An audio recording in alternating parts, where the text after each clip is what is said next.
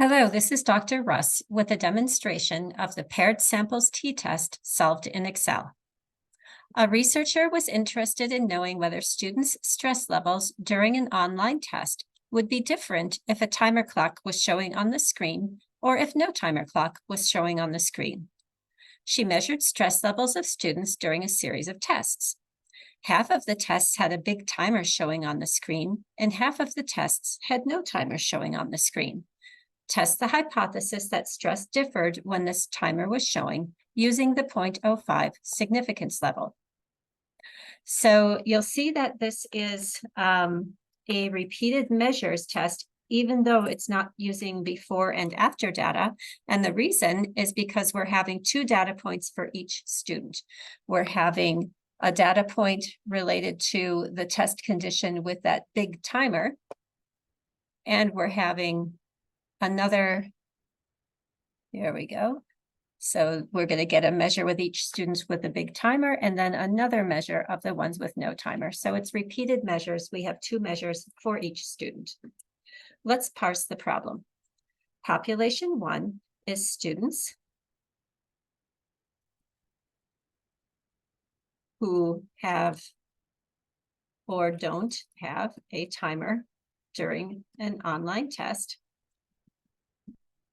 And population 2 is students who have no difference in the test screen conditions.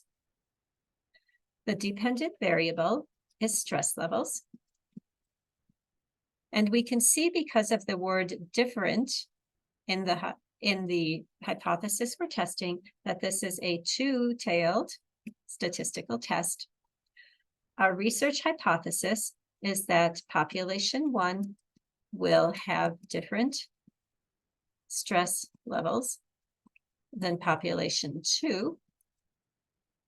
And our null hypothesis is the same, except we add the word not.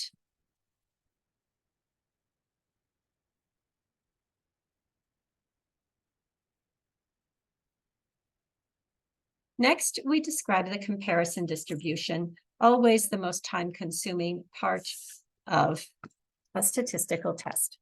So first off, we know that the center of the distribution is going to be represented by mu, and you should already know by the time you get to this demonstration that mu in the paired samples t-test is always going to be 0. We define spread in terms of its, we describe spread, which we're going to calculate in a minute, using the estimated standard deviation for the distribution of means, just like we did in the one sample t-test. And the shape we write as the t-distribution, which, as you know, is not quite normal, but it becomes more normal when we have more degrees of freedom. So we need to indicate our degrees of freedom. If we look down at the bottom toward the data, we can see that we have 30 pairs, and so our n equals 30, and our degrees of freedom will be 29. So we'll put the t-distribution with degrees of freedom equals 29, because that impacts the shape of the distribution, and we'll put the word normal to indicate that there's no skew. We have to go back now and figure out the spread. For this, we need to go down to our data, and let's go ahead and begin with this. First off, let's get what we know about the sample. We know that the n is 30, and we know that degrees of freedom is 30 minus 1, which is 29. We know that we need to calculate the mean, but in this case, we have 2 scores per individual, so we need to calculate the different scores. Different scores are always indicated as xdiff, and it's going to be x2 minus x1. So we're going to take the timer scores minus the no timer scores. So let's go ahead and type in. I'm going to type my equal sign, as you can see. I'm going to click in the cell with x2. That's in that row. The minus sign, and I'm going to click in x1 and hit enter. So we can see now that for this first person, their stress score was 11 points higher when they had the timer. Let's do the same for our second person. Equals, let's click in the X2 cell and subtract X1. And we can see that this person had a higher stress level of 5 points. We could continue to do these one at a time, but that would be wasting the power of Excel. So we're going to use copy paste. We're going to click in the cell with a correct formula. I'll check that it's correct. I can see up here in the formula bar that it's showing me that it took the blue and subtracted the red. The formula is correct as it should be. So let's click back in that cell and copy it. I tend to use Control-C.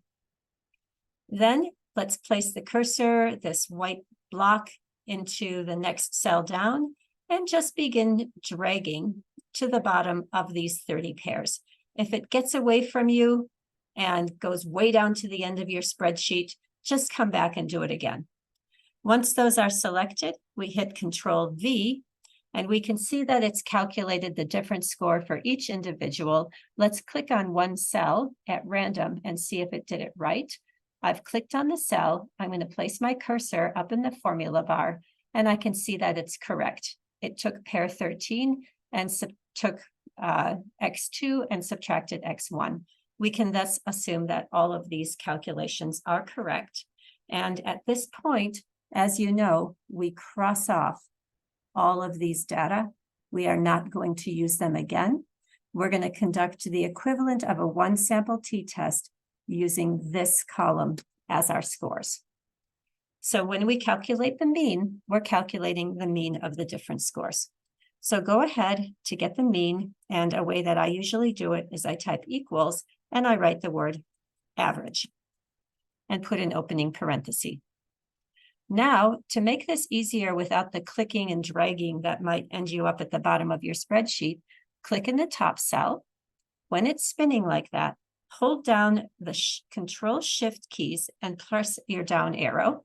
I'm going to do that now. I'm pressing Control-Shift and the down arrow, and you can see that it selected all the data to the bottom of our range. I can just right here hit Enter, and you'll see that it brings us back to right here where the mean is. So the mean difference is 3.96667.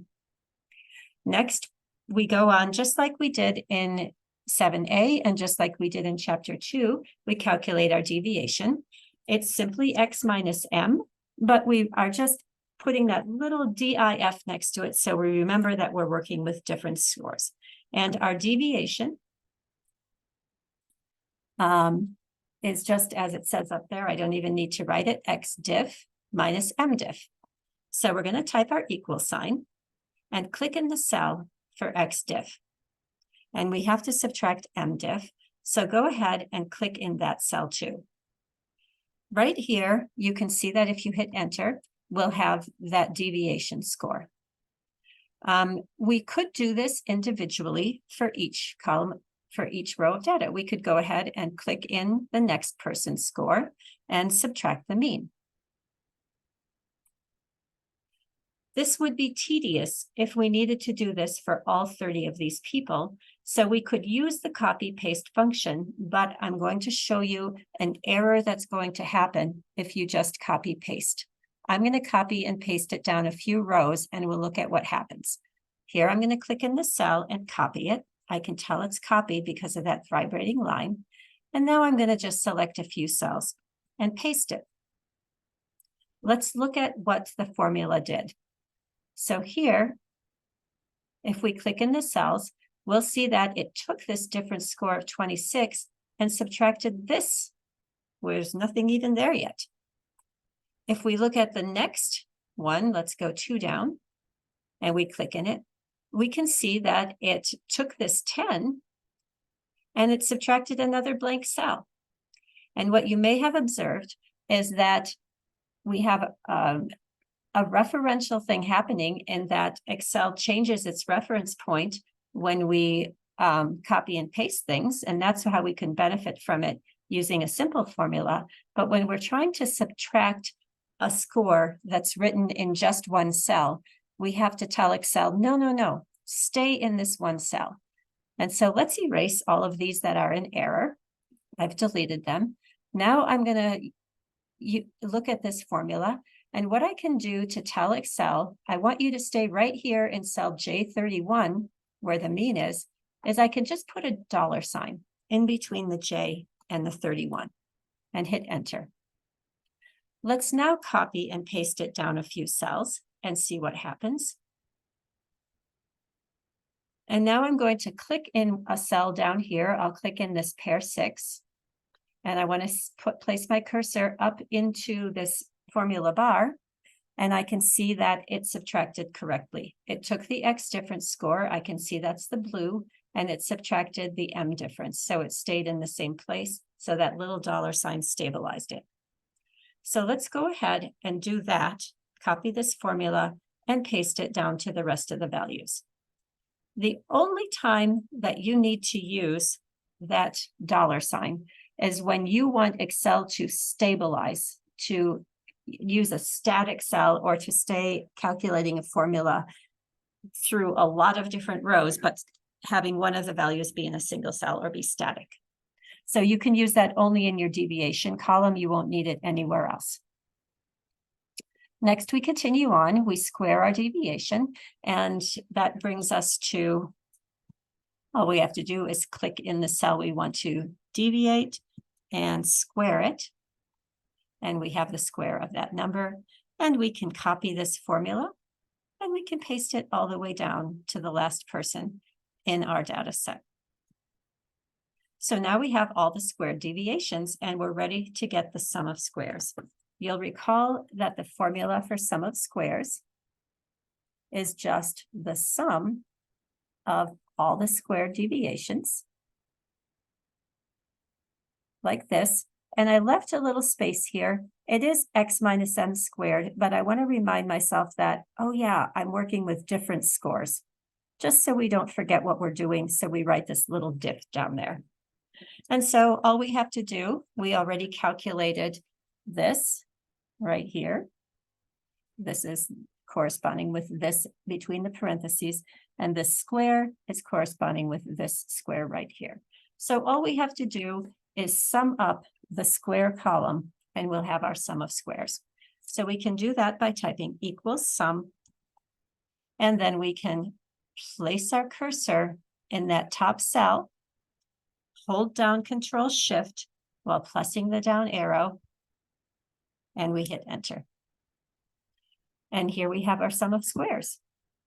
We're now ready to calculate everything we need for our comparison distribution. We already know that mu is equal to 0. We know that EVAR, let me write it down.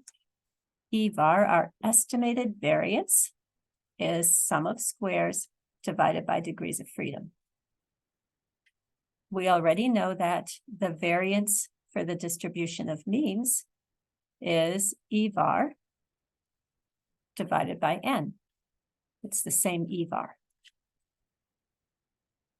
And we know that the standard deviation for the distribution of means is the square root of VARM. And it's the same VARM that we just calculated. Let's go ahead and work these out. EVAR, it says in our formula, equals SS, so I'll click in that cell, divided by DF. VARM, it says right here, is EVAR divided by N, equals EVAR divided by, and I'll click in the N cell.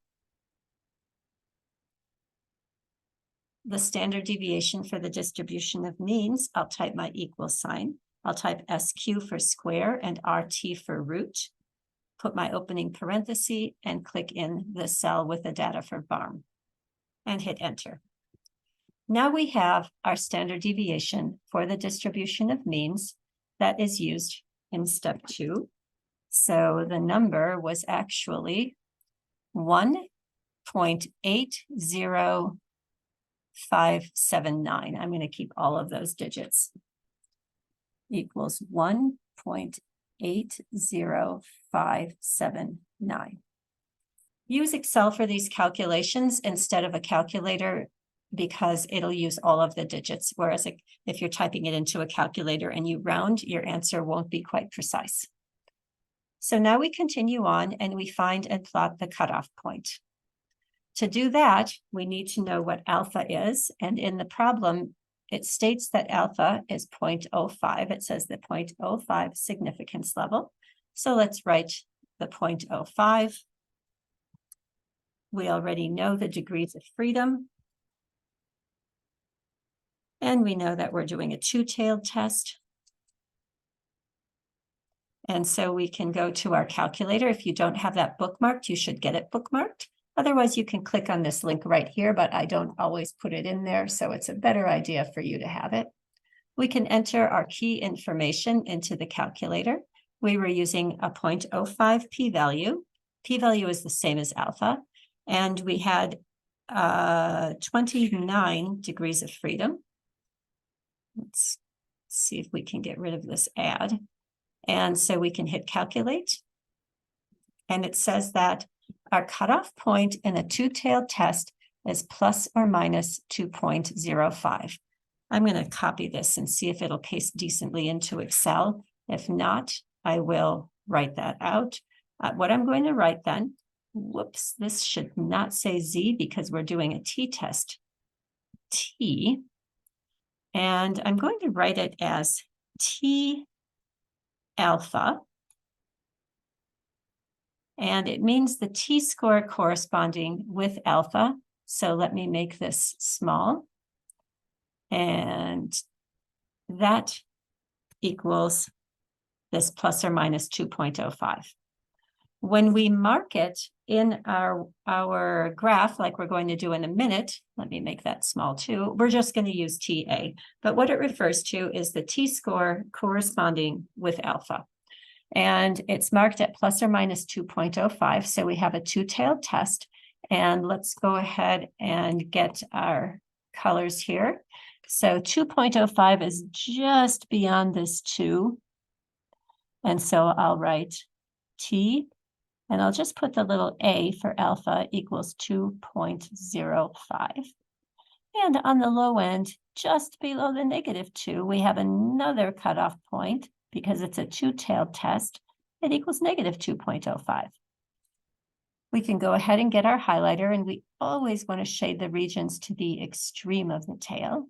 We know that these tails theoretically continue to infinity.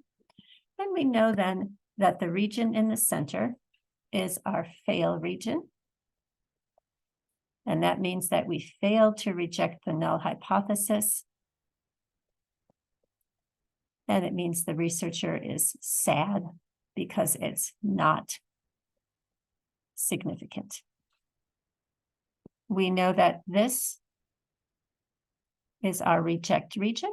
We reject HO. It is a significant result.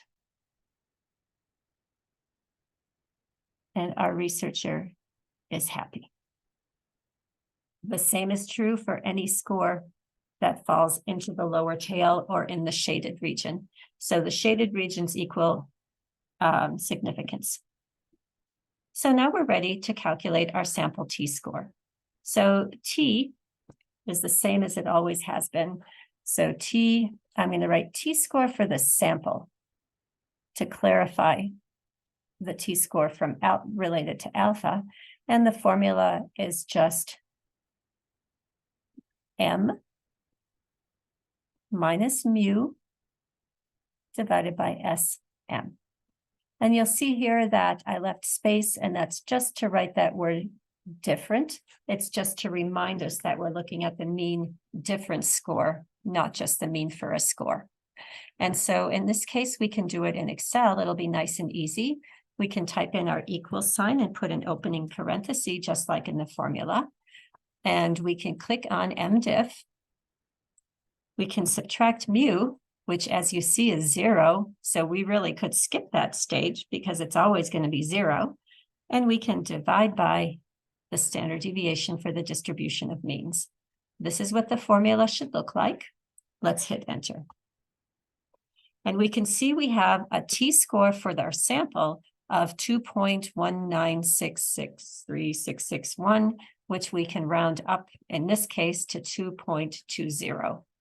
So let's go ahead and mark our sample t-score on this distribution. 2.20 will fall higher up than 2.05.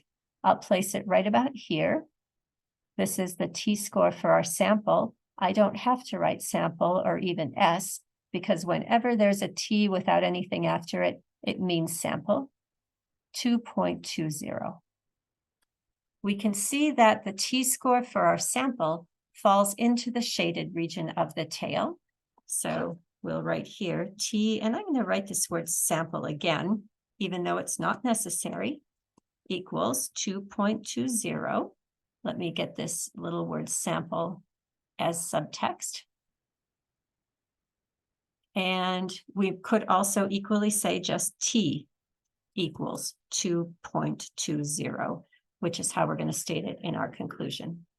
So because it falls into the shaded region, our decision has to be to reject the null hypothesis. If we reject the null hypothesis, it means that we cross it off, and it means that population 1 has different stress levels than population 2. The research hypothesis stands, but we have to put this into words then. So we need to now make it clear, and it's not quite as formulaic as the one sample t-test. So I'm going to try and write it in a way that makes sense. Students who take a test with a big timer on the screen, and this leads me to want to go back and write an online test with a big timer on the screen, have significantly different stress levels than students than they have. I want to use this word they have because we're not comparing two different groups of students. We're comparing students with themselves. So students who take an online test with a big timer on the screen have significantly different stress levels than they, maybe I'll change this word have to experience, than they experience during an online test with no timer. I think that states it pretty well. And now I just state the statistic.